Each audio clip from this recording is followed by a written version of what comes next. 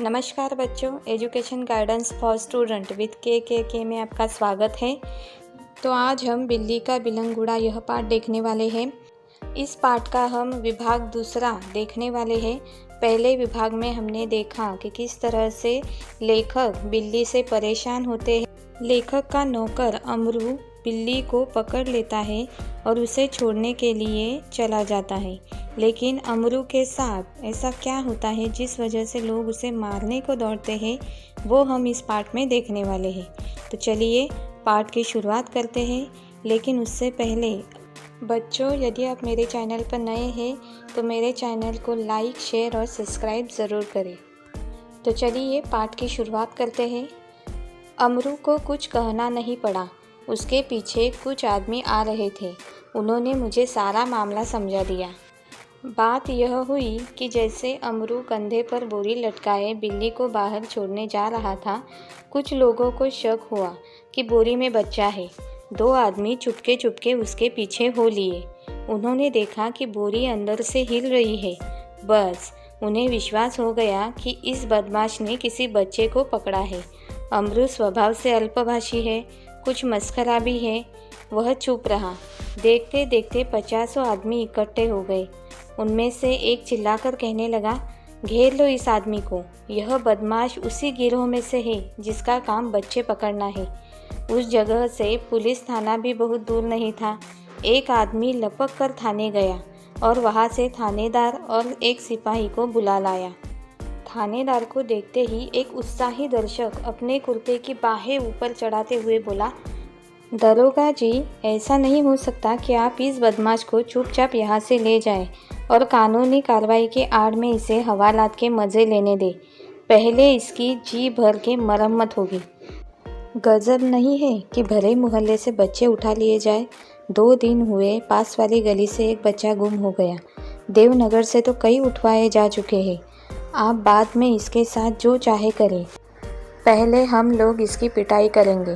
भीड़ में से दसियों ने इस सुंदर प्रस्ताव का समर्थन किया और लोग अमरू को पीटने के लिए मानो तैयार होने लगे।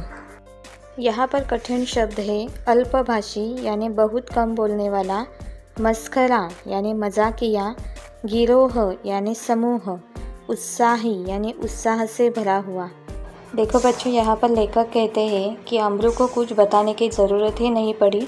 उसके पीछे जो आदमी आए थे उन्होंने ही लेखक को सारी बात बता दी। बात यह हुई थी कि जैसे अमरू कंधे पर बोरी लटकाए बिल्ली को बाहर छोड़ने जा रहा था, कुछ लोगों को शक हो गया कि बोरी में बच्चा है। 2 आदमी चुपके चुपके अमरू का पीछा करने लगे और उन्होंने देखा कि बोरी अंदर से हिल रही है। बस उनका यह शक यकीन में बदल गया। उन्हें यह विश्वास हो गया कि इस बदमाश ने किसी बच्चे को पकड़ा है। अमरू स्वभाव से ही बहुत कम बोलने वाला है और कुछ मस्करा, कुछ मजाकिया भी है। वह चुप रहता है। देखते देखते वहाँ पर 50 आदमी इकट्ठे हो गए। उनमें से एक चिल्लाकर कहने लगा, घेर लो इस आदमी को। यह बदमाश उसी गिरोह में से है जिसका काम बच्चे पकड़ना है। उस जगह से पुलिस थाना भी बहुत दूर नहीं था। एक आदमी झट से पुलिस थाने जाता है और वहाँ के थानेदार और सिपाही को बुलाकर लाता है। थानेदार को देखते ही एक उत्साही दर्शक अपने कुर्ते की बाहें ऊपर चढ़ाता है और कहता है, दरोगा जी, ऐसा नहीं हो सकता कि आप इस बदमाश को चुपचाप यहाँ से ले जाएं और कानूनी कार्रवाई के आड़ में इसे हवालात के मज़े लेने दें। पहले इसके जी भरकर मरम्मत होगी। उत्साही दर्शक भरे जोश में कहता है, गजब नहीं है कि भरे मोहल्ले से बच्चे उठा लिए जाए। 2 दिन हुए पास वाली गली से एक बच्चा गुम हो गया। देवनगर से तो कई बच्चे उठा लिए गए। आप बाद में इसके साथ चाहे जो करें, पहले हम इसकी पिटाई करेंगे। उस सुंदर प्रस्ताव का सभी लोगों ने समर्थन किया और लोग अमरू को पीटने के लिए मानो तैयार होने लगे। उन दिनों दिल्ली में बड़ी सनसनी फैली हुई थी। नगर के सभी भागों से बच्चों के उठाए जाने की खबरें आ रही थी। 1-2 बार पत्रों में यह छपा कि जमुना के पुल पर कुछ आदमी पकड़े गए जिन्होंने बोरियों में बच्चे बंद किए हुए थे। स्कूलों से बच्चे बहुत सावधानी से लाए जाते थे। पार्कों में और बाहर गलियों में बच्चों का खेलना कूदना बंद हो चुका था। दिल्ली नगर पालिका और संसद में इस विषय पर अनेक सवाल जवाब हो चुके थे, इसलिए इस मामले में राजधानी के सभी नागरिकों की दिलचस्पी थी। आश्चर्य इस बात का नहीं कि लोगों ने अमरू पर संदेह क्यों किया, बल्कि इस बात का था कि उन्होंने अभी तक उसकी मार पिटाई शुरू क्यों नहीं कर दी। वातावरण में सनसनी और तनाव की कमी न थी। यहाँ पर कठिन शब्द है सनसनी यानी घबराहट, दिलचस्पी यानी चाव, सुराग यानी टोह। देखो बच्चों, यहाँ पर लेखक कहते हैं कि उन दिनों बच्चों के अपहरण को लेकर दिल्ली में बहुत घबराहट फैली हुई थी। नगर के सभी भागों से बच्चों के उठाए जाने की खबरें आ रही थी। 1, 2, 4 पत्रों में यह छपा भी था कि जमुना के पुल पर कुछ आदमी पकड़े गए और जिन्होंने बोरियों में बच्चे बंद किए हुए थे। इस वजह से स्कूल से बच्चों को बहुत सावधानी से लाया जाता था। पार्कों में और बाहर गलियों में बच्चों का खेलना कूदना जैसे बंद हो चुका था। दिल्ली नगर पालिका और संसद में इस विषय पर अनेक सवाल जवाब हो चुके थे। इस वजह से इस मामले में राजधानी के सभी नागरिकों की दिलचस्पी थी। आश्चर्य की बात यह नहीं कि लोगों ने अमरू पर संदेह क्यों किया, शक क्यों किया, बल्कि लेखक को इस बात का आश्चर्य था कि उन्होंने अभी तक उसकी मार पिटाई शुरू क्यों नहीं कर दी, क्योंकि बच्चों के अपहरण को लेकर लोग पहले से ही घबराए हुए थे। इस वजह से वातावरण में तनाव की कमी न थी। अब आगे देखेंगे, अगर थानेदार और पुलिस का सिपाही वहाँ न होते तो अब तक अमरू पर भीड़ टूट पड़ी होती। थानेदार ने आते ही अमरू की कलाई पकड़ ली और पूछा, बोल, यह बच्चा तूने कहाँ से उठाया है और इसे तू कहाँ ले जा रहा है? बता, कहाँ है तेरे और साथी? आज सबका सुराग लगा कर ही हटूँगा। अमरू अब तक तो दिल में हंस रहा था, मगर थानेदार की धमकियों से कुछ घबरा गया। दबी आवाज़ में वह थानेदार से बोला, सरकार, मैंने किसी का बच्चा नहीं उठाया, न मैं बदमाश हूँ। मैं तो एक भले घर का नौकर हूँ, रोटी चौका करता हूँ और अपना पेट पालता हूँ। देखो बच्चों, यहाँ पर लेखक कहते हैं कि थानेदार और पुलिस का सिपाही होने के कारण अब तक अमरू को लोगों ने नहीं मारा था।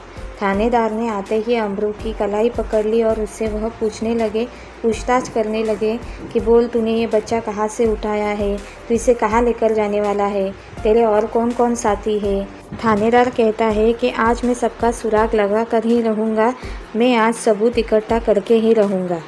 अमरू अब तक तो दिल में हंस रहा था, इस घटना का मज़ा उठा रहा था, लेकिन थानेदार की धमकियों के कारण वो कुछ घबरा गया और फिर दबी आवाज़ में वो थानेदार से कहता है कि सरकार, मैंने किसी का बच्चा नहीं उठाया है और न ही मैं बदमाश हूँ।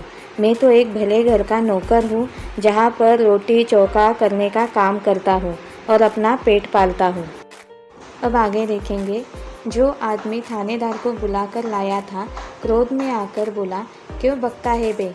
दरोगा जी, ऐसे नहीं यह मानेगा। 2-4 बेत रसीद कीजिए। दरोगा ने बगल से निकालकर बेत अपने हाथ में ली ही थी कि अमरू नम्रतापूर्वक झुका और बोला, सरकार, आप जितना चाहे मुझे पीट ले, पहले यह तो देख लीजिए कि इस बोरी में है क्या। हुक्म हो तो चलिए थाने चले। यद्यपि थानेदार इस बात पर राज़ी हो गए थे, पर भीड़ कब मानने वाली थी?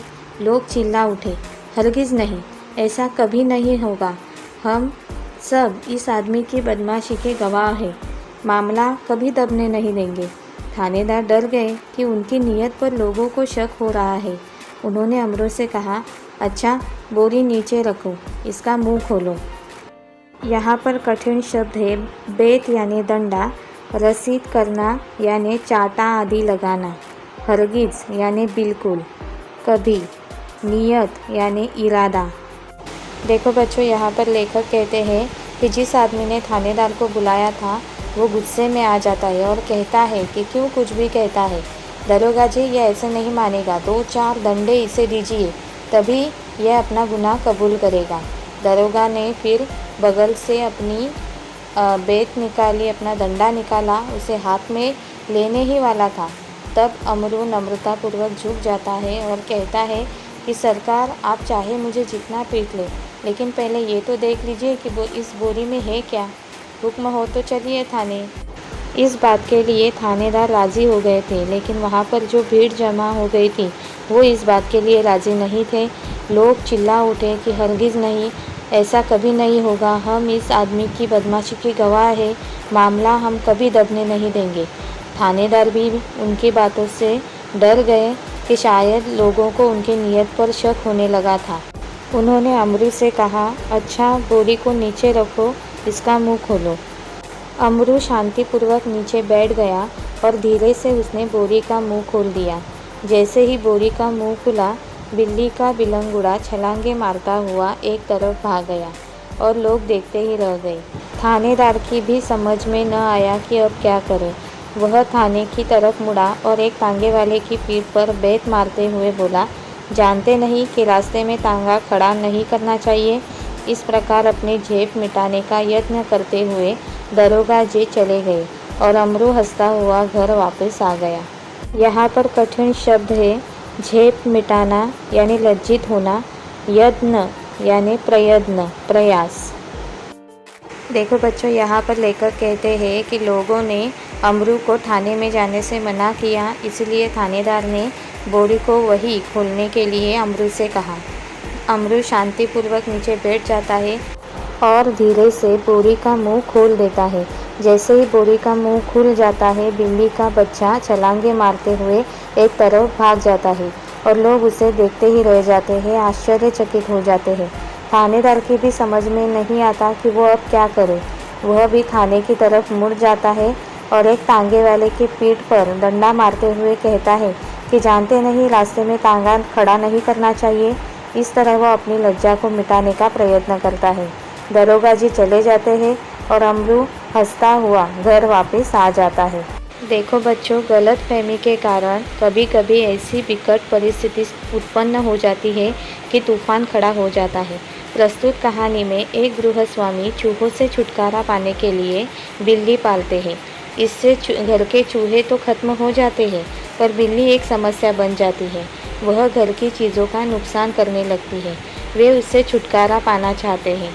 उनका नौकर बिल्ली को बोरे में डालकर कहीं छोड़ने जाता है तो लोग उसे बच्चा चुराने वाला समझ बैठते हैं और उसके पीछे लग जाते हैं। अंत में नौकर बोरे का मुंह खोल देता है और बिल्ली निकलकर भाग जाती है। फिर सारा गंभीर माहौल हंसी में बदल जाता है। देखो बच्चों, यहाँ पर यह पाठ समाप्त हो जाता है। अगर आपको मेरा वीडियो अच्छा लगे तो वीडियो को लाइक, शेयर और सब्सक्राइब ज़रूर करें। अब मिलते हैं अगले वीडियो में नए पाठ के साथ। तब तक के लिए बाय बाय।